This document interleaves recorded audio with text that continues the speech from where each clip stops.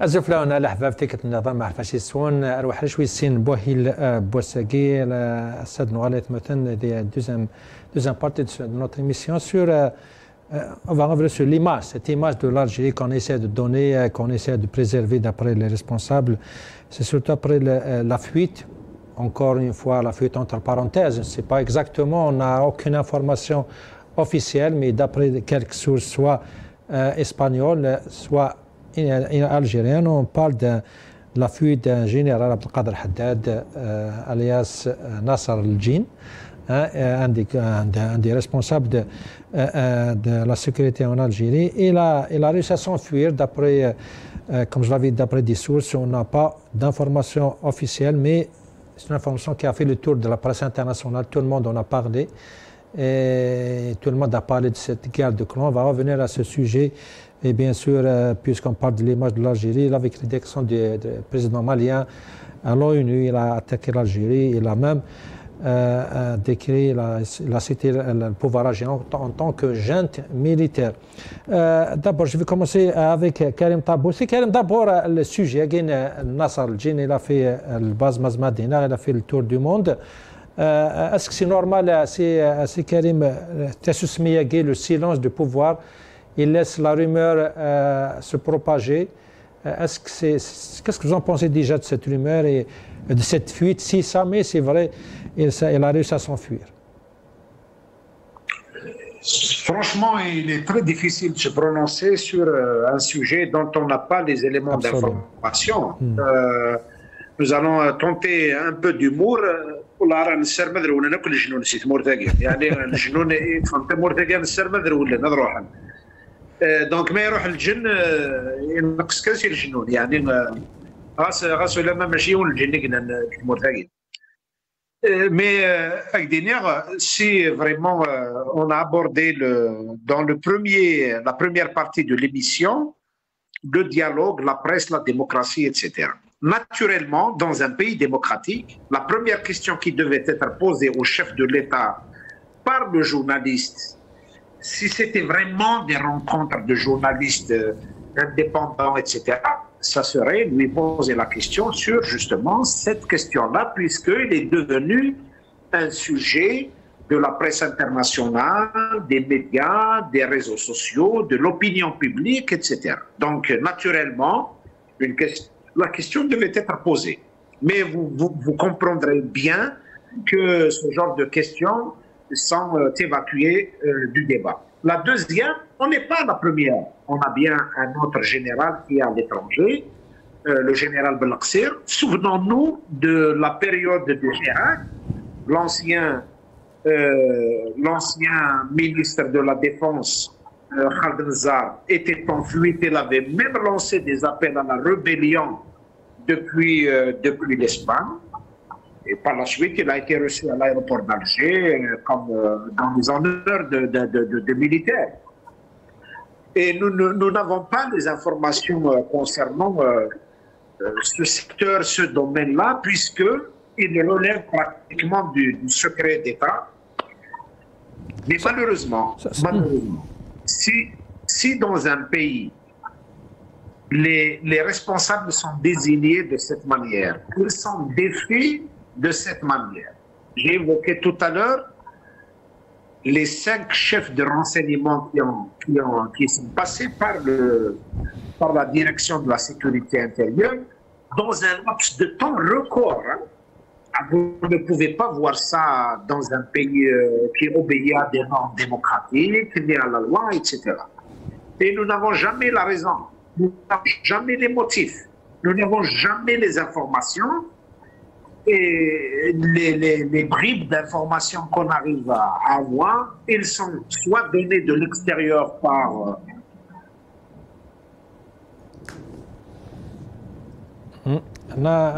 Karim Tabou, je crois qu'il y a un problème de communication avec Tabou. On va essayer de... qui arrive...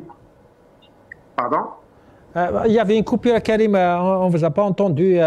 Juste après, vous avez dit comme quoi... ces informations sont reliées par par le réseau par des réseaux sociaux. Je disais malheureusement une grande partie de ce qui devait relever du débat national, du débat politique, de la classe politique, des intellectuels, de la presse nationale, malheureusement, et se déroule pas chez nous. Et nous avons à peine quelques bribes d'informations qui nous arrivent depuis la presse internationale et depuis quelques influenceurs des réseaux sociaux. C'est malheureux que tout un débat sur l'avenir du pays, sur les problèmes du pays, soit tout simplement... Et vous savez, la question de la situation du pays, on oublie assez souvent de le dire, mais ils sont des millions d'Algériens qui sont partis de ce pays. Certes, ils ne sont pas partis dans les mêmes conditions, mais l'élite algérienne, la matière grise algérienne, ces étudiants, ces médecins, ces avocats, ces ingénieurs, tout ce monde-là qui a choisi de quitter ce pays montre bien que la crise est profonde. Parce que l'éventualité de la fuite d'un général, ça relève de la crise du pouvoir.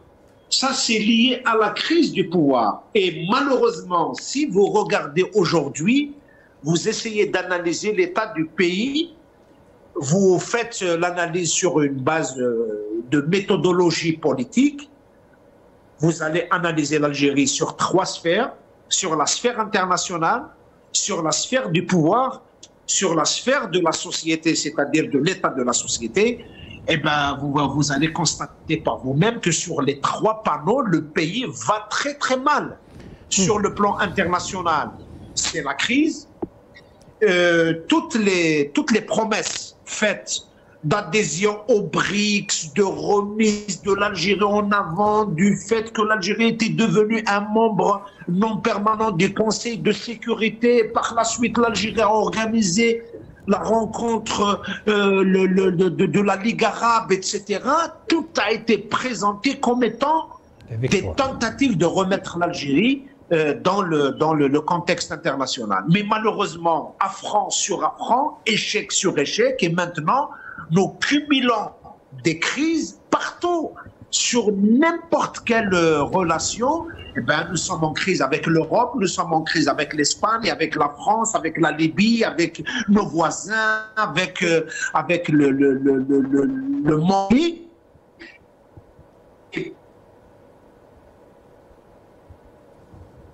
Les positions habituelles de l'Algérie qui ont dû mener, rester intransigeantes, intraitables sur certaines questions, eh ben, on entend justement, Karim Taboué, c'est pas, il y a des analyses qui se posent des questions, parce que c'est vrai que cette guerre des clans, cette fameuse guerre des clans, on a toujours entendu depuis notre enfance, depuis 63, on parle de cette guerre entre les clans, mais on n'a jamais vécu ce qu'on vit en ce moment. Cette crise, elle est devenue du domaine public, des rumeurs, des sources qui parlent de cette guerre couramment.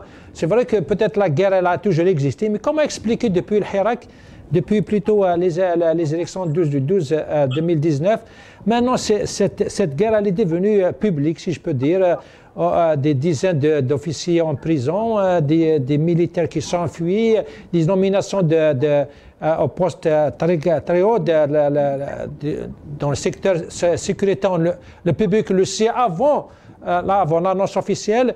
Comment expliquer cette gestion qui est devenue publique? Ce n'est plus une armée muette, mais elle parle beaucoup puisque l'information circule entre les Algériens facilement. Karim? Nous ne sommes pas sortis de... Oui, je vous entends. Là, on vous entend ça maintenant. Il y avait des coupures.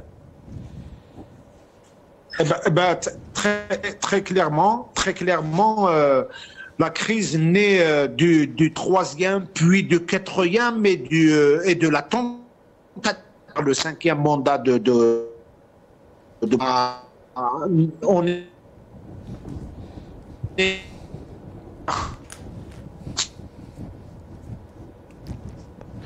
Karima, je crois qu'il y a un problème de communication. On va essayer de vous contacter encore une fois. C'est Nasser, je dis, les rumeurs, d'abord on va écouter Louise Hnoun, on en parlait, elle a dit comme quoi peut-être il faut faire face à la vérité, il faut la dire, il faut qu'il y ait une communication officielle et ne pas laisser la rumeur circuler. On va écouter Louise Hnoun, ce qu'elle a dit sur ce sujet. J'en viens à toi, Sinas.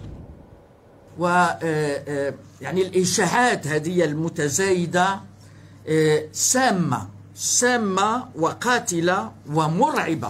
إشاعات مرعبة قاتلة وسامة. وعلاش؟ على خاطر في غياب اتصال رسمي، يا با دو كومونيكاسيون اوفيسيال حول القضايا الوطنية مهما كانت معقدة ولا كانت بيان سور كاين أسرار دولة ماناش مطالبين بفضحها ولا نشرها، بصح كاين مستجدات ولا أشياء اللي من حق الشعب يطلع عليها باش يتحمل مسؤوليته إذا كاين مخاطر وإذا كاين كذا، وباش يناقش من حقه يناقش كل القضايا اللي تخص مصيره. Sinon, ça joue c'est ça, peut-être beaucoup d'Algériens pensent la même chose. Hein. Il faut laisser le peuple débattre sur des sujets qui le concernent. Bien sûr, on ne parle pas des secrets d'État, hein. Ça c'est autre chose. Chaque pays a ses secrets d'État propres à lui, mais est-ce qu'il y a un manque de communication Sinassar? Parce que surtout les officiels parlent beaucoup qu'il faut combattre les rumeurs. Ceux qui sèment les rumeurs sont contre l'Algérie, mais finalement, malheureusement, c'est eux qui encouragent ces rumeurs. Oui, on est arrivé à une situation, le régime est en train de vivre de ses propres contradictions à Selim. Quand on ferme, quand Ahmed Tebboune vous dit que la télévision est ouverte à tous, il a précisé que le choix des invités relevait de la direction de l'établissement.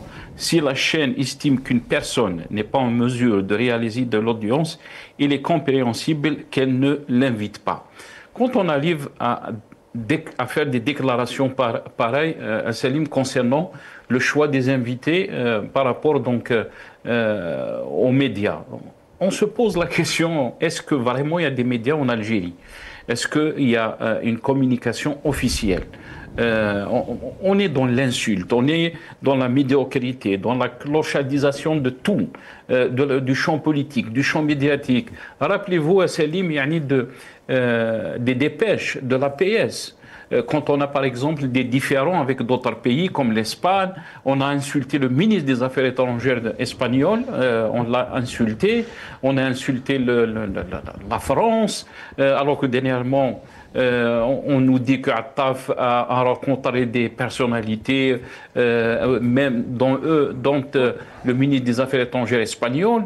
Donc on n'a paniqué personne. Les Émirats, on n'a rien laissé. Absolument. Le Mali absolument. Aussi. Quand les médias deviennent un outil d'insulte, alors que lui-même, Tebboune, il vous dit, vous êtes la télévision est ouverte à tous, mais il ne faut pas insulter, il ne faut pas que si vous voulez critiquer, marhaba bik, اهدر على روحك. Alors que c'est le contraire. C'est pour ça que je vous dis, le régime est tombé dans des contradictions vraiment qui posent beaucoup de questions, mais aussi qui nous amènent à se poser une question qui est très importante, je pense, c'est la déliquescence de l'État. Jamais on est arrivé à cette situation. Est-ce qu'on invite par exemple Karim Tabou? Est-ce qu'on l'invite dans des plateaux de télé? Jamais. Est-ce qu'on invite par exemple Athman Mazouz, le président du RCD? Jamais. Est-ce qu'on invite l'ancien président du RCD, Mohsen Belabbas? Jamais. Même Sofiane Djilali qui a rencontré Ahmed Tebboune plusieurs fois, et on ne l'invite pas. Donc, il n'y a pas de communication, il n'y a pas de médias en Algérie. Justement, ce manque de communication, Sinassar, et cette guerre entre les clans qui est devenue de domaine public, on n'a pas vécu avant. Hein. C'est vrai que, comme durant les Algériens, il y a toujours cette guerre, mais cette fois, les dernières 6 années, on a bien vu cette guerre. Tout le monde le sait, tout le monde a entendu parler, tout le monde, il y a des noms qui circulent. C'est quoi? Il n'y a plus de vision où la communication, elle échappe entre les mains du pouvoir et elle est entre les mains des clans qui jouent avec cette communication, ces rumeurs. Salim, c'est dangereux ce qu'on est en train de vivre en Algérie. Cette lutte clanique, elle ne s'est jamais exprimée de cette façon. Ça. Vous avez depuis 2019 des dizaines et des dizaines de responsables militaires, de responsables sécuritaires. Karim Tabou a mentionné donc cette instabilité au sein des services de sécurité algériens.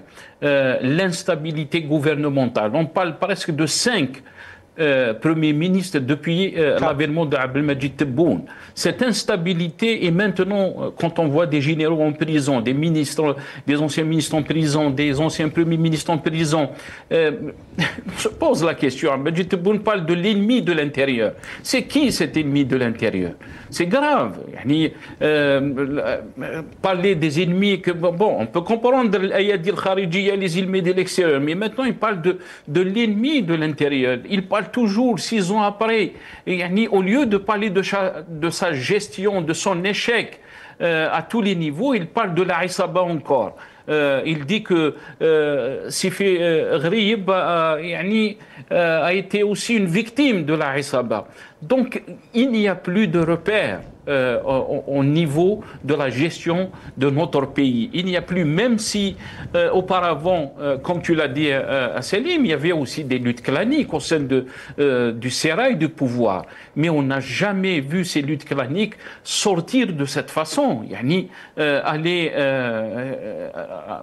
tomber dans la rumeur, mais aussi on ne sait pas, est-ce que c'est une information qui est juste, que l'ancien chef de la DGSI a pris la fuite en Espagne, on ne sait pas s'il est en Algérie, et cette opacité de la gestion inquiète au plus haut niveau les Algériens, non seulement à l'intérieur mais aussi à l'extérieur. Tu as parlé de l'image à Salim.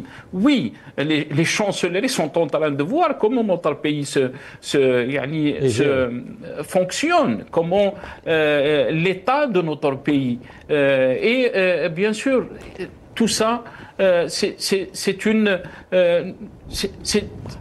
situation qui peut mener notre pays à des situations très dangereuses si on continue à gérer notre pays de cette façon. Très bien, très bien. Mohamed Hamzain Rahmoun, un commentaire sur cette fameuse fuite de ce Nasser al-Jin.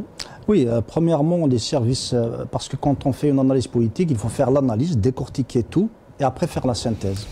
Donc tout élément, il faut l'analyser, y compris le discours du président, parce qu'en lui-même, il donne des réponses à cette fuite.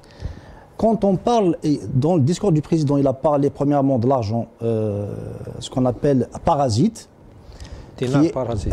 Il a parlé, voilà. En même temps, il a parlé al-Ma'arik, c'est-à-dire ils vont partir dans un champ où ils vont se battre, si vous voulez, sur l'origine des luttes, si vous voulez. al-Ma'arik, je ne sais pas comment le traduire, la mère des luttes. Donc c'est la plus grande guerre, c'est la guerre définitive. Alors qu'on sait tous que l'argent qui gravite en Algérie, ou si vous voulez, qui marche, surtout quand on voit les personnes s'échanger du devise à des sommes importantes dans différents coins du pays, dans le square, on se pose beaucoup de questions.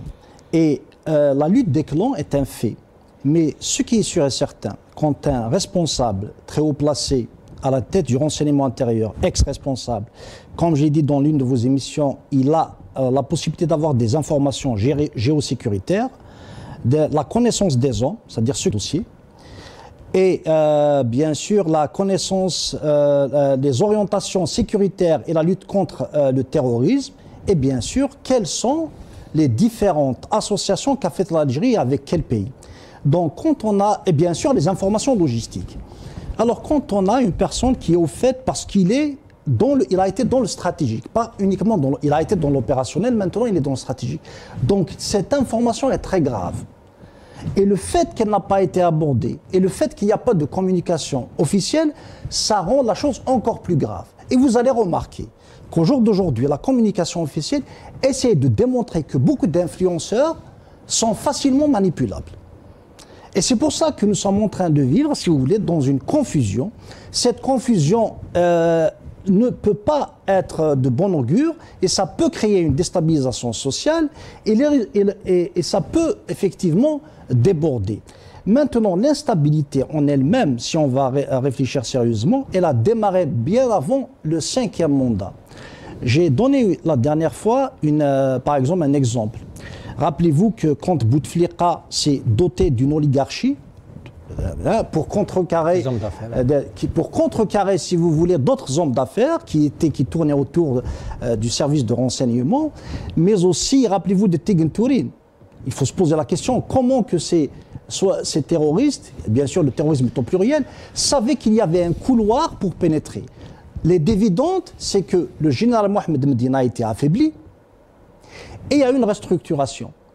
Et jusqu'à maintenant, les services de renseignement, parce qu'aussi ils ont acquis un mode de fonctionnement d'un leadership très vertical qui ne voulait pas se changer. J'ai donné l'exemple américain d'Edgar Hoover qui est resté combien d'années à la tête du FBI et pour l'enlever, il fallait taper des mains et des pieds. C'est la même chose pour Mohamed Medina. Donc cette instabilité du renseignement qui n'arrive pas à trouver, si vous voulez, un remplaçant à Mohamed Medina continue à ce jour. Et le régime algérien, lui-même, il veut faire du renseignement un outil. Alors que le renseignement lui-même, dans sa structure mentale et dans son histoire, pour lui, c'est la colonne vertébrale de l'État. Donc c'est si vous voulez, cette lutte intestine, bien sûr, sont localisées de différentes façons, parce qu'on les différentes méandres et les différentes formes, parce qu'on n'est pas informé de quoi ça retourne au jour d'aujourd'hui, mais cette lutte est une lutte réelle.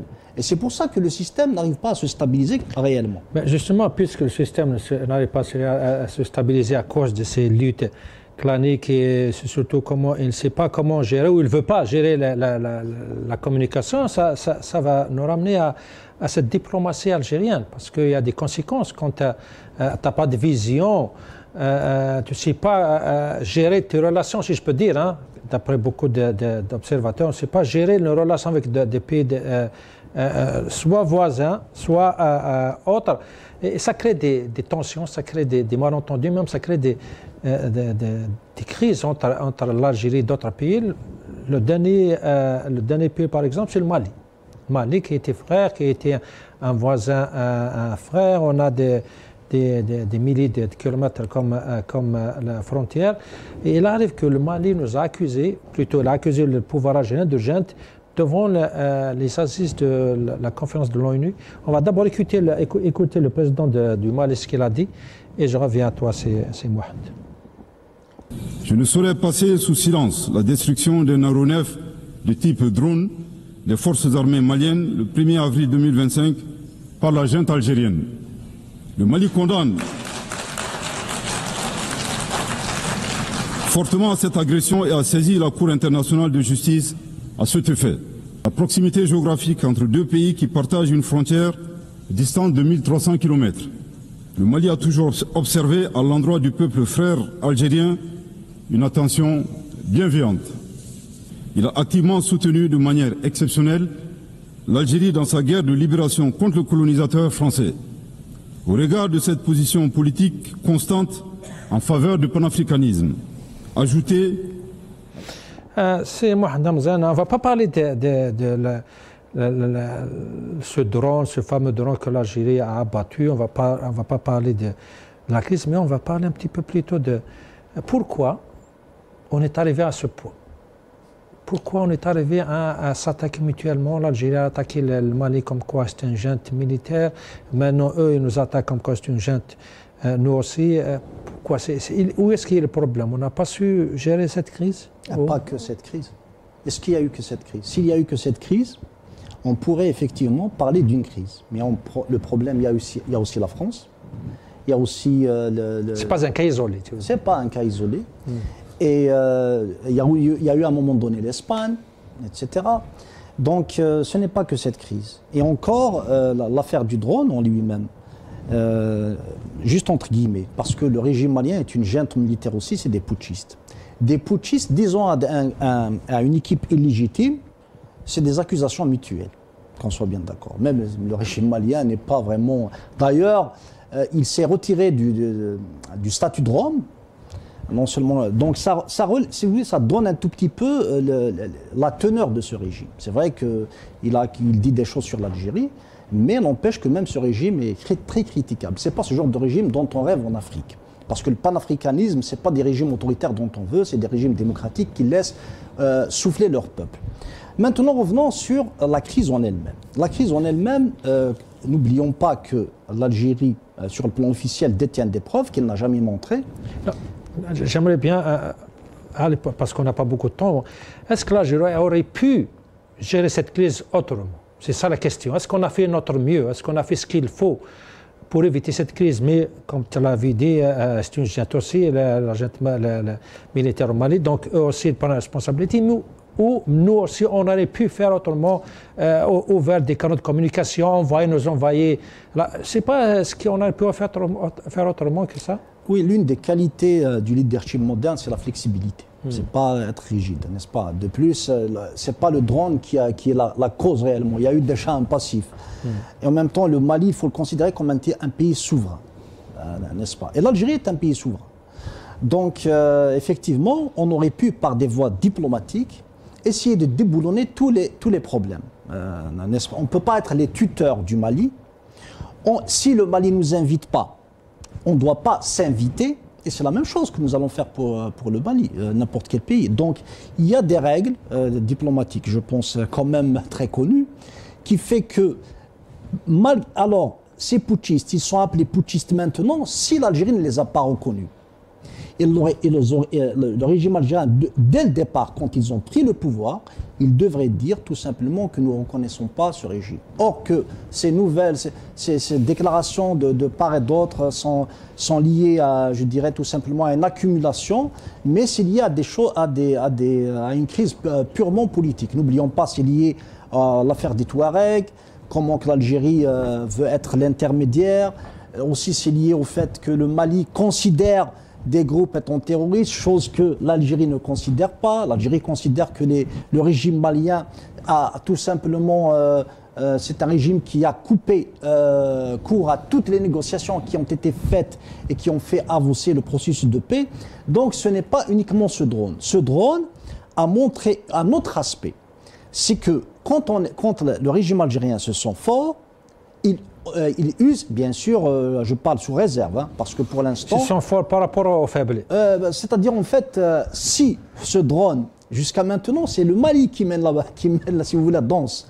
Si ce drone a franchi nos frontières, parce que selon le communiqué officiel, il y a récidive, c'est tout à fait normal de l'abattre. Or, tout ce que nous avons maintenant, comme la situation actuelle, infirme. Et nous les avons expliqué déjà pourquoi c'est infirme. Donc, pourquoi l'abattre dans le territoire malien? Et de ce fait, ils nous mettent devant une situation sécuritaire. C'est ça le danger. Nous avons donc tous les pays du Sahel au nombre de 3, enfin le pays de l'AES au nombre de 3, et en même temps la France vient de rompre toutes les négociations sécuritaires, enfin liées avec le Mali. Et le Mali accuse la France d'être aussi un pays qui, si vous voulez, un élément d'instabilité, il soutient les terroristes. Or, dans une région sensible, les calculs sont multiples et variés. Avec la présence russe, donc nos frontières deviennent en danger. Et c'est pour ça qu'on aurait pu ne pas entrer dans des conflits et assurer au moins nos frontières. On a d'autres chats à fouetter que des problèmes sécuritaires. Et les problèmes sécuritaires, comme je l'ai dit, le terrorisme est au pluriel. Absolument. Monsieur Karim Tabou, je ne sais pas si vous m'entendez maintenant. Oui, je vous entends bien. Très bien, c'est Karim. D'abord, vous n'avez pas fini votre analyse sur pourquoi cette guerre, cette lutte clanique est devenue un peu plus publique, si je peux dire, depuis le 12-12-2019 avec le nouveau régime. Comment expliquer? Parce qu'avant, bien sûr, il y a eu toujours cette lutte clanique d'après tous les Algériens, mais comment c'était muet, c'était secret, c'était pas public, c'était des rumeurs. Mais maintenant, tout le monde le sait. Comment expliquer ce changement de communication de cette armée qui est supposée muette?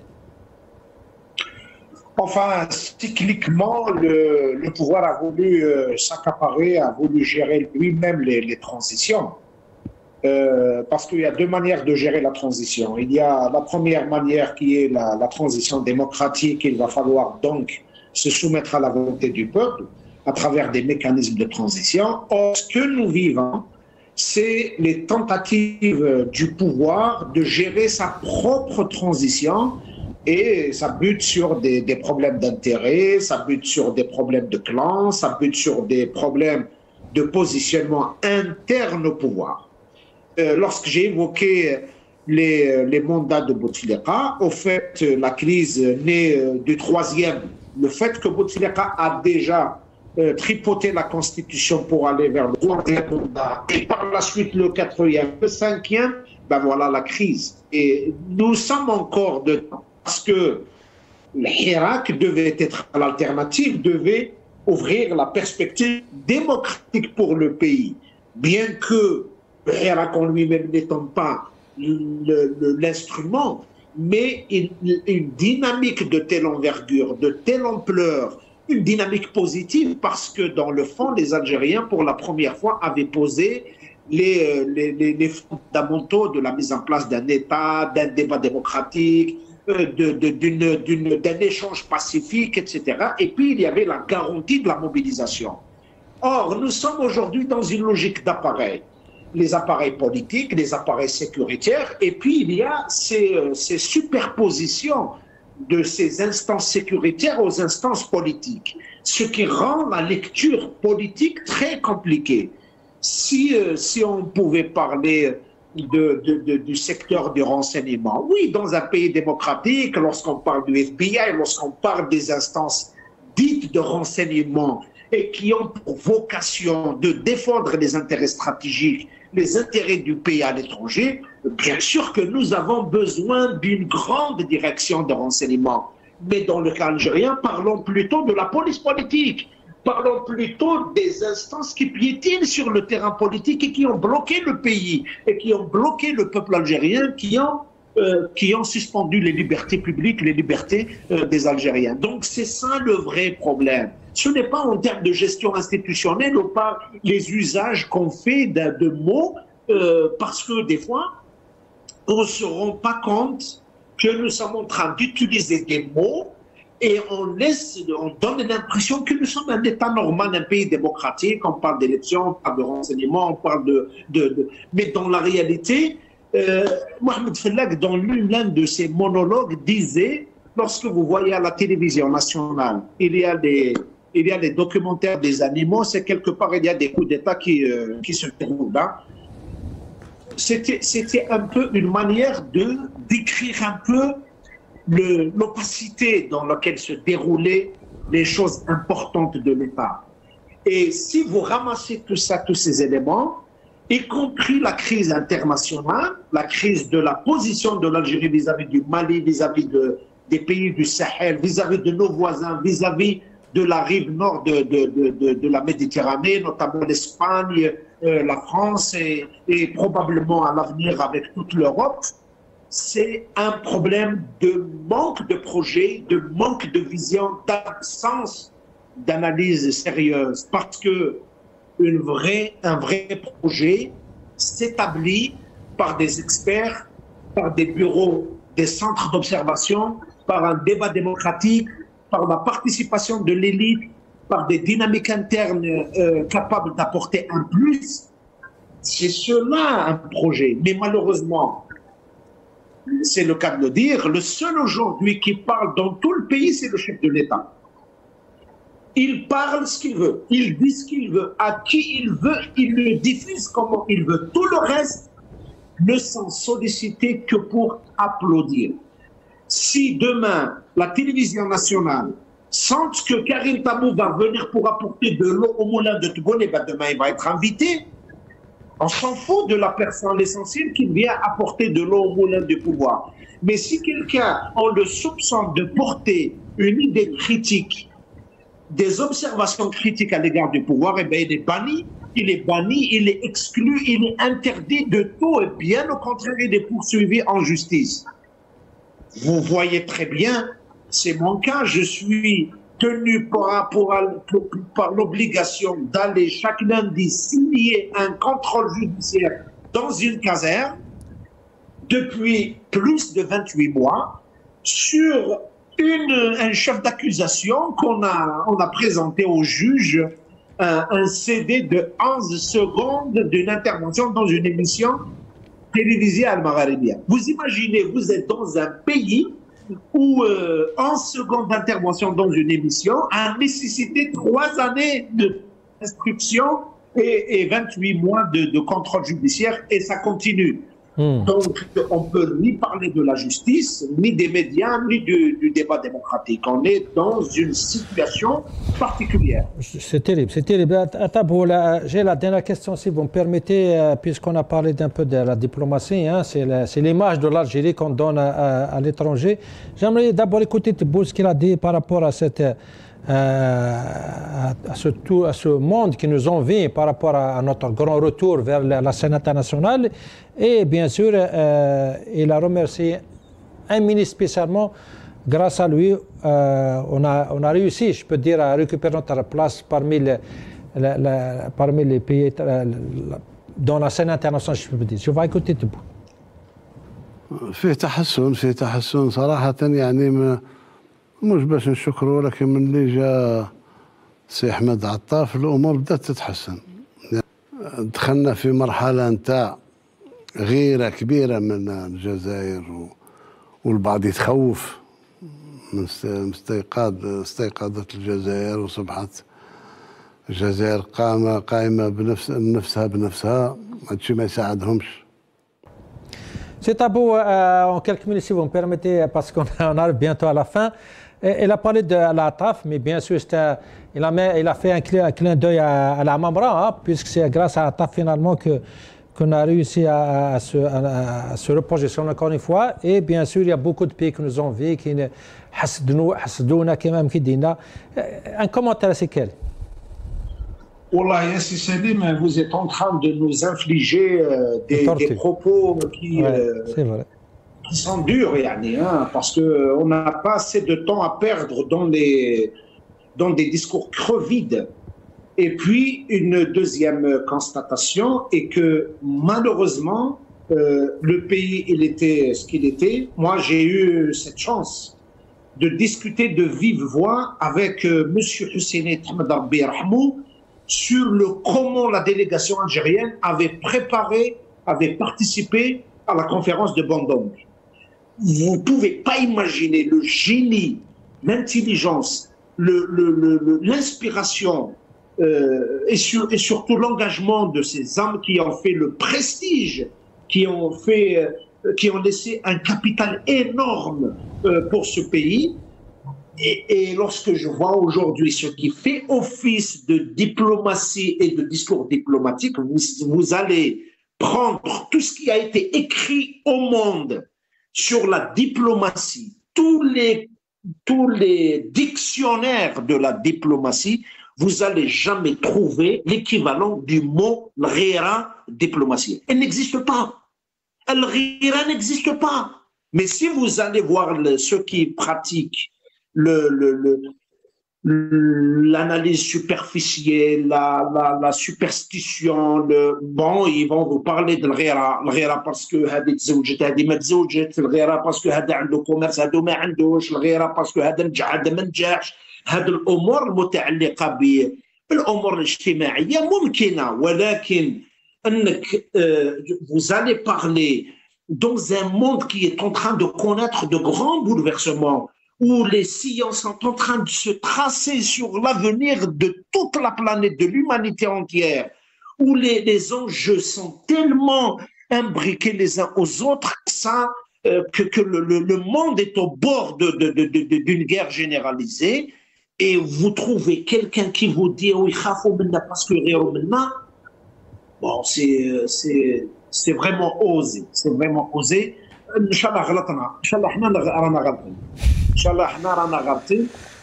ان شاء الله هاد فكر بين خالد مرتقى سي كريم. يعطيك الصحة عزيزين. كريم طابو ريسبونسابل دو l'UDS opposant politique à partir d'Alger. يعطيك الصحة تنمية تبقى يعطيك عزيزين. سي ناصر Djoudi, je reviens à toi. Un commentaire sur notre diplomatie. D'après Tebboune, c'est là que maintenant Karim Tabou, on est revenu en force, mais grâce à Ataf Il a mis les efforts de la Mamra multipliés par 0.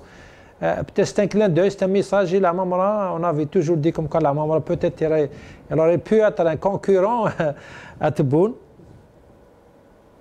Oui, il nous a fait rigoler, maintenant Karim.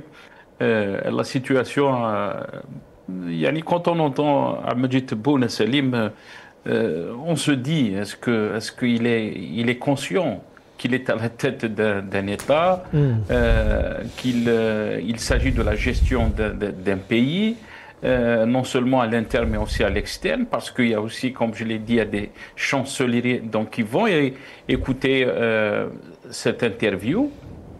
Et quand on entend dire l'Algérie est sur la bonne voie, c'est pourquoi elle est ciblée ou par certains partis qui redoutent l'autonomie qu'elle a réalisée. De quelle autonomie, Salim? les bus, le dernier drame qu'on a vécu, ce bus qui est tombé dans l'ouest de l'Harraj, il dit tout de la situation de notre économie. Il n'y a pas de pneus, il n'y a rien, on n'exporte rien du tout. De quelle autonomie parle Abdelmadjid Tebboune? Il est dans un monde je ne sais pas s'il est en train de mentir, si c'est un déni de la situation, mais vraiment on se pose la question, on se dit est-ce que cette personne est fit, comme on dit en anglais, pour être président de la République? Parce que dire des énormités comme ça, on se pose la question à Salim, c'est le minimum. On est des journalistes. Et imaginez alors les chefs d'État d'étrangers, les ambassadeurs. Sauf que ce que tu es en train de dire là, tu dis comme quoi c'est impossible et peut-être il n'est même pas fait de réactionner pour gouvernement ou pour président d'un pays comme l'Algérie, mais sauf que c'est Nassar, c'est pas que lui. Les journalistes, on a lu les têtes des journaux, tout le monde était, my God, il était tellement, ils étaient émerveillés par son discours, même les partis politiques, le RND, il a fait un communiqué, d'autres partis qui ont vraiment félicité Tebboune avec sa vision. C'est pas que lui qui est infit, comme tu as dit. Non, mais Selim, les Algériens sont conscients. Il y a une vraie dichotomie, si on peut dire, de la situation de notre pays. C'est que ces gens-là vivent dans une planète qui est totalement différente de l'Algérie. Et ces gens qui sont en train, que ce soit cette presse, on l'a vu sous Bouteflika. Juste, il est tombé, ces gens se sont retournés et commencé à parler de la Isaba. Alors que quand ils mangeaient avec Bouteflika, ils disaient tous, Alhamdoulilah, Bouteflika, tu vois, donc les Algériens connaissent et ont connu cette situation. La preuve, en 2024, Salim, juste pour revenir, c'est ça la réalité. Est-ce que les Algériens étaient convaincus que le chemin qui a été entrepris depuis 2019 est un chemin qui va nous mener à Bel Amen, comme il aime le dire lui? Non, parce que les Algériens ont boycotté ces élections, ont boudé ces élections. Ils ne sont pas ils ne sont pas partis voter parce qu'ils savent très bien, c'est du LHF, la politique du LHF qui continue donc à gérer l'Algérie. Et c'est ça le danger. On ne peut pas mentir comme ça et être dans une situation de déni qui peut basculer notre pays à des situations rabbiistan. Karim Tabou a parlé de la situation que vit le monde, oui. Et on n'est pas en dehors de ce monde. On est en train de voir des changements brusques concernant donc la géopolitique mondiale, mais aussi un risque qui est une vraie guerre, troisième guerre mondiale. Alors qu'on se dit, c'est comme tous les pays se réveillaient le matin et se disaient qu'est-ce que Daran va nous sortir l'Algérie, ce grand pays, cette force. Alors que personne, quand on parle d'un pays comme l'Algérie, Salim, 250 milliards de PIB, les gens rigolent. Ils rigolent, les gens. De quelle autonomie tu parles? De quelle économie? Et c'est ça le drame. On est en train de vivre un drame. Et si on ne met pas fin à ce drame, Rabbi يجيب الخير. ربي يجيب الخير ناصر يعطيك الصحة ممكن عليك مسيو محمد رمضان رحمون peut-être je vais partir vers un autre sujet parce que la dernière nouvelle on va voir ce communiqué de cette organisation qui représente des avocats. Je ne sais pas si on peut voir ce communiqué. Voilà, ce communiqué-là, il est en train de demander à tous les avocats de ne plus intervenir dans les médias pour parler de la politique.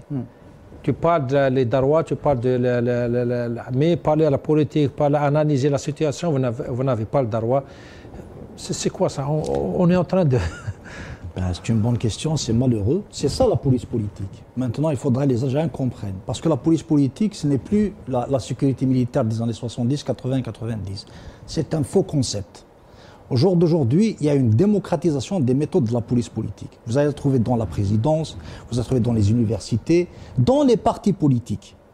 Les mêmes méthodes, enregistrement d'une personne en train de parler, après le dénoncer, essayer de le piéger.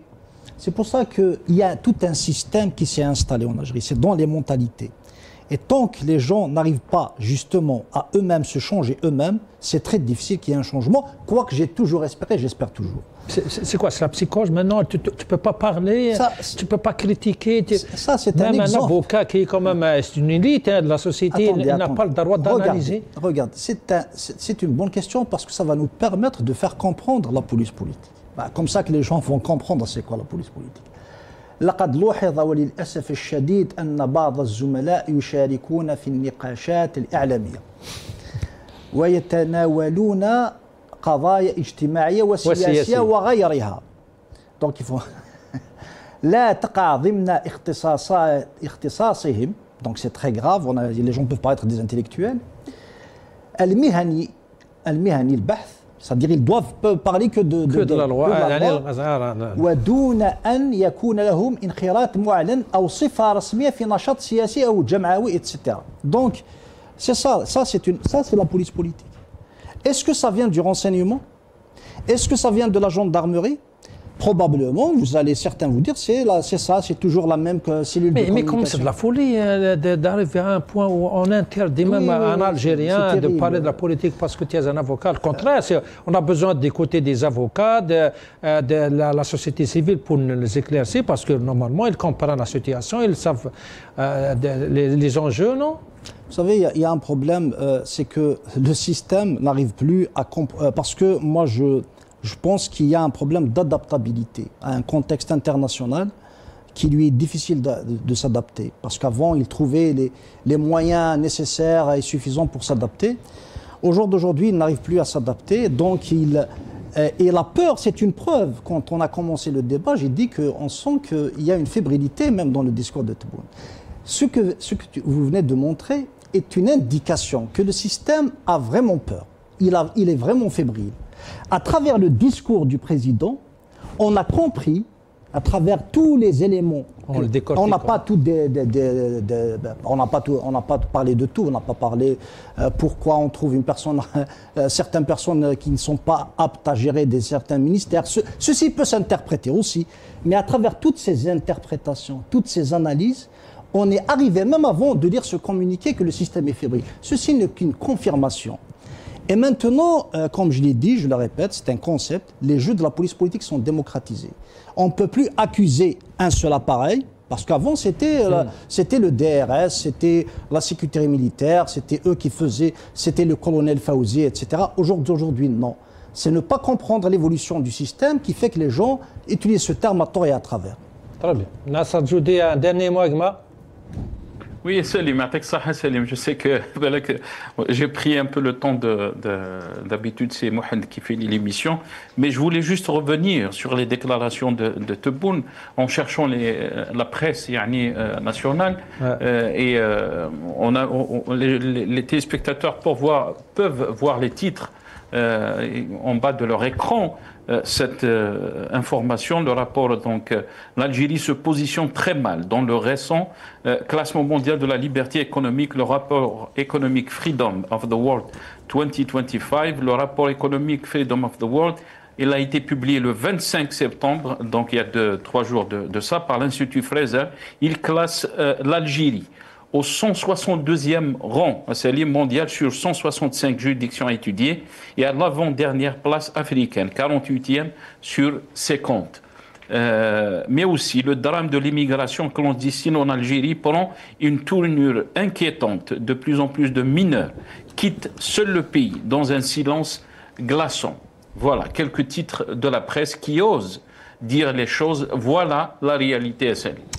تيري يعطيك الصحة ناصر تنميتك معزز ناصر جودي ادينا نكوديسي ادينا نكوديسي تنميتك مع يعطيك الصحة اكشكراتا سامح دم زين رحمه تنميتك معزز ريبريزونتوني بوست انترناسيونال داكي ديالون تنميتك بيان سور صغارا. Je remercie M. Karim Tabou, responsable politique, opposant politique responsable de l'UDS à partir d'Alger. Je vous remercie d'avoir été aujourd'hui jusqu'à cette heure-ci. Inch'Allah, je vous donne rendez-vous demain. Inch'Allah, j'espère que vous avez apprécié l'intervention de nos invités.